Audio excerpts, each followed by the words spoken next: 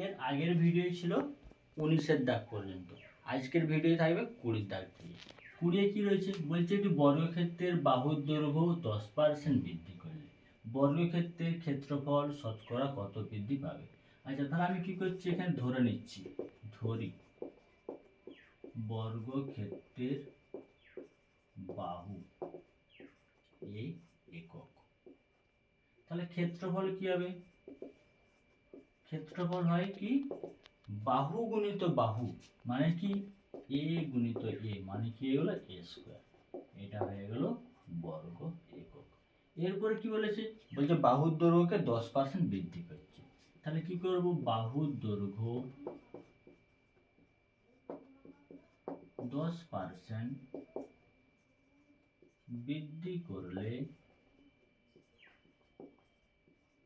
বাহু হয়। তাহলে কত ছিল আমাদের, আগে বাহু ছিল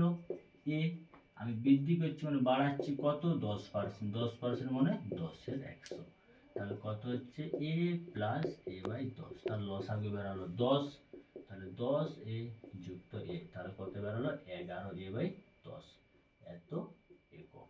এটা আমার তাহলে বর্গক্ষেত্রের বাহু কত হয়ে গেল, 11 এ বাই 10 একক। তাহলে এখন আমি ক্ষেত্রফল কি করব, ক্ষেত্রফল সমান কি বাহু গুণিত বাহু, তার মানে 11 এ বাই 10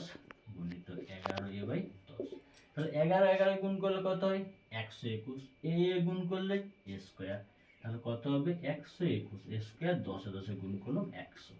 এটা বেরিয়ে গেল বর্গ একক। আচ্ছা, তাহলে আগে ক্ষেত্রফল কত ছিল এ স্কয়ার, এখন বেরিয়েছে 121 এ স্কয়ার বাই 100, তাহলে ক্ষেত্রফল কতটা বৃদ্ধি হলো, ক্ষেত্রফল বৃদ্ধি, তাহলে 121 এ স্কয়ার বাই 100 বিয়োগ এ স্কয়ার, তাহলে কি করব, এখন যেটা বেরিয়েছে সেটার থেকে কি করব, আগেরটা বাদ দিয়ে দিচ্ছি, তাহলে এখানে কিছু নেই মানে 1 আছে, তাহলে 100 আর 1 এর লসাগু হয়ে গেল 100, তাহলে 121 এ স্কয়ার বিয়োগ 100 এ স্কয়ার, তাহলে এটা কত হচ্ছে 21 এ স্কয়ার বাই 100, তাহলে এটা আমার ক্ষেত্রফল বৃদ্ধি হয়েছে। এবারে কি ক্ষেত্রফল শতকরা বৃদ্ধি, ক্ষেত্রফল শতকরা বৃদ্ধি, ক্ষেত্রফল শতকরা বৃদ্ধি মানে মোট বৃদ্ধি বাই আগে যেটা ছিল, তাহলে মোট বৃদ্ধি পেয়েছে কত 21 এ স্কয়ার বাই 100, আগে ছিল কত এ স্কয়ার গুণিত 100, এর নামে কিছু নেই মানে কত রয়েছে 1, তাহলে 21 এ স্কয়ার বাই 100 গুণিত এই ভাগটা কি হলো উল্টে গেল, উল্টে যে হয়ে গেল 1 বাই এ স্কয়ার গুণিত 100, তাহলে এই 100 100 কেটে দিলাম, এই স্কয়ার কেটে দিলাম, তাহলে কত বৃদ্ধি পেল 21%, এটা হয়ে গেল অ্যান্সার। 21 নম্বর কোশ্চেন, একটি সমকোণী ত্রিভুজের তিনটি বাহুর দৈর্ঘ্য যথাক্রমে x-2, x, x+2 হলে অতিভুজের দৈর্ঘ্য কত। আচ্ছা দেখো, একটা সমকোণী ত্রিভুজ আঁকছি, আমরা কি জানি সমকোণী ত্রিভুজের বিপরীত বাহু কি হচ্ছে অতিভুজ। এবারে আমরা কি আরেকটা জিনিস জানি যে ত্রিভুজের সবথেকে বৃহত্তম বাহুটাকে আমরা কি বলি অতিভুজ, বা ত্রিভুজের বৃহত্তম বাহুকে কি বলা হয় অতিভুজ বলা হয়। তাহলে একটা রয়েছে x+2, সরি একটা রয়েছে x-2, একটা x, একটা x+2, তাহলে x এর মান যদি 3, x এর মান যদি 5 হয়, তাহলে একবার যদি 5 থেকে 2 বাদ দিই তাহলে কত হবে 3, আরেকটা হবে 5, আরেকটা হলো 7, তাহলে এইটার ক্ষেত্রে আমরা বলতে পারি 7 আমার সবসময় কি হবে বড় বাহু হচ্ছে, তার মানে এখানে কি হবে x+2টা কি হয়ে যাবে অতিভুজ, এখানে x+2 সমান অতিভুজ। একটা সূত্র ছিল পিথাগোরাসের উপপাদ্য অনুযায়ী, কি ছিল, অতিভুজ তার স্কয়ার সমান লম্ব স্কয়ার প্লাস ভূমি স্কয়ার, তাহলে এখানে আমার অতিভুজ কি আছে x+2, তাহলে x+2 তার স্কয়ার, আর লম্বকে আমি কি করে দিচ্ছি x করে দিলাম, আর ভূমিকে x-2 তার স্কয়ার, আমি এটা যেটা খুশি করতে পারি, কারণ কি প্লাস রয়েছে, প্লাসের ক্ষেত্রে 2 + 3 করলেও যা বেরাবে, আবার একই রকম 3 + 2 করলেও একই বেরাবে। এবার এটা কি করছে সূত্র ফেলছে, কি সূত্র a + b তার হোল স্কয়ার, তাহলে a + b তার হোল স্কয়ারের সূত্র কি a square plus 2ab plus b square, তাহলে এখানে হলো x² plus 2 into a into b plus b square সমান, এখানে x² যেমন রয়েছে এটা কি করছি x² minus 2 into x into 2 plus 2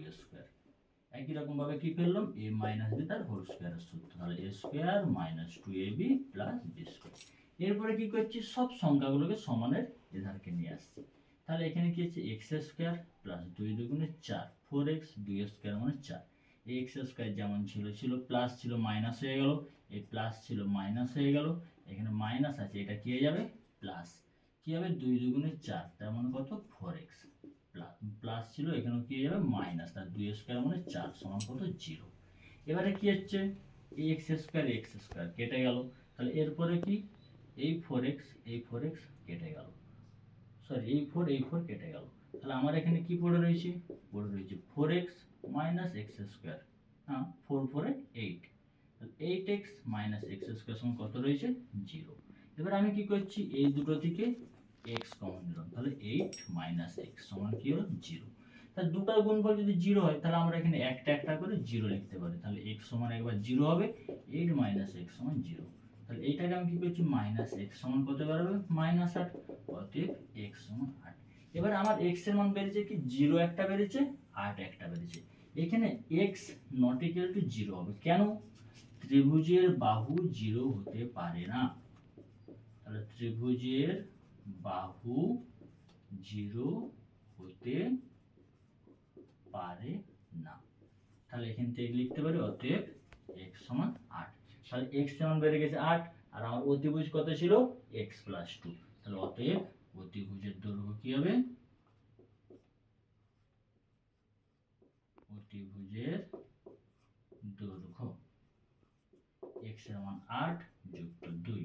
তাহলে কত দাঁড়ালো 10, এটা বেড়ে গেল